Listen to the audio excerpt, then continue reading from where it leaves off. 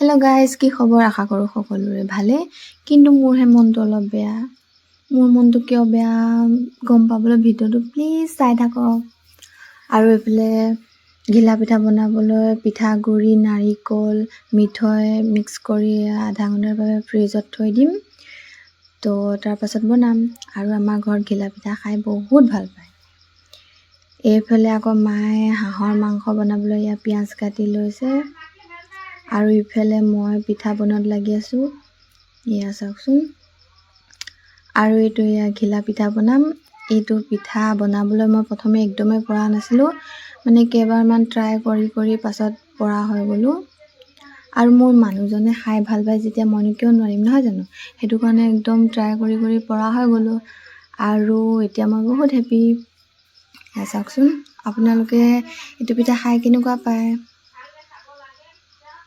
আৰু এইফালে কি পিঠা বনালোঁ চাওকচোন। এইফালে হৈছে নিমখ দিয়া তেল পিঠা, আৰু এইফালে হৈছে মিঠৈ দিয়া মিঠা পিঠা, আৰু এইফালে সেয়া ঘিলা পিঠা বনালোঁ। তো আপোনালোকে কোনটো পিঠা বেছিকৈ খাই ভাল পায় কমেণ্ট এটা কৰি জনাব। আৰু এইফালে তাত হেনো গৈ ভাত নাখায়, সেইটো কাৰণে টিফিন দি পঠিয়াব লাগিব। এতিয়া ৰুটি বনোৱাত লাগি গৈছোঁ। আৰু নাৰিকলেও দিছোঁ, নাৰিকলৰ ৰুটিও পিঠা বনাই দিছোঁ। তাত গৈ মাংসৰ লগতে ৰুটিহে খাবগৈ, আৰু ভাত চাত নাখায়। আৰু দেৰি হ'বগৈ পোৱা, সেইটো কাৰণে। আৰু ইফালে মানুহজন গোঁসাই ঘৰত সেৱা কৰি লৈছে, যাবলৈ হ'লেই। আৰু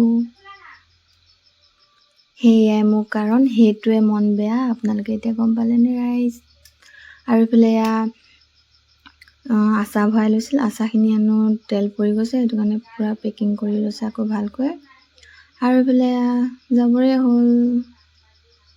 বহুত দুখ ভগৱান, এয়াই আৰু লীলা, নহয় জানো? গোসানীজনী কিন্তু বাপেক যোৱাৰ তাৰ কোনো একো আও ভাও নাই। কিন্তু ককাক যোৱা হ'লে একদম এতিয়া কান্দি ককাকৰ ওচৰলৈ গ'ল হয়। তো আপোনালোকে মোৰ ভিডিঅ'টো চাই কেনেকুৱা পালে? যদি ভাল পাইছে এটা কমেণ্ট কৰিব, আৰু লাইক কৰিব, আৰু শ্বেয়াৰ কৰিবলৈ নাপাহৰিব।